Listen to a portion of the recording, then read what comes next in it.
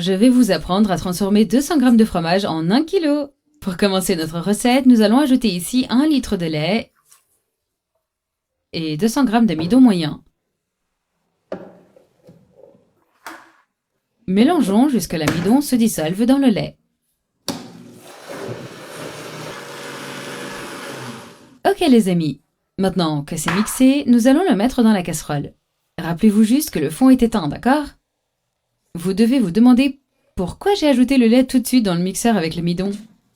Pour mélanger, afin de ne pas courir le risque de tasser l'amidon. Maintenant, nous allons allumer le feu et nous allons ajouter 2 cuillères à soupe bien remplies de margarine. Maintenant, nous allons ajouter nos 200 g de fromage mozzarella ici.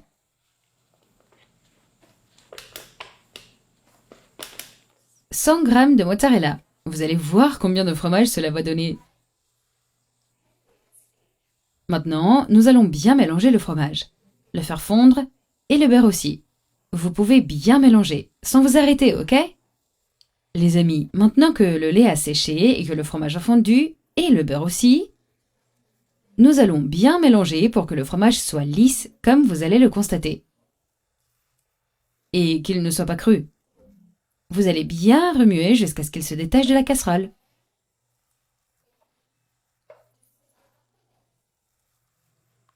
Et un conseil, il faut bien le laisser cuire pour qu'il n'y ait pas un goût d'amidon. Parce qu'il y a beaucoup de gens qui disent que ça a un goût d'amidon. Il faut juste bien le laisser bien cuire, vous voyez? En plus, ce fromage est vraiment bon pour qui aime manger du fromage. J'aime toujours faire cette recette le week-end à la maison. Et on économise beaucoup. Vous n'achetez pas de fromage au supermarché. Avec seulement 200 g de fromage, vous le transformez en 1 kg. Vous vous souvenez que c'est très bon en le mangeant avec un sandwich ou sur une pizza, ou sur des lasagnes. Maintenant, on le laisse juste cuire ici pour qu'il n'y ait pas de goût d'amidon. Puis, nous allons le mettre dans notre récipient. Ok les amis, maintenant que c'est cuit quand ça décolle du fond de la casserole. Maintenant, je vais éteindre le feu et je vais le transférer dans un récipient.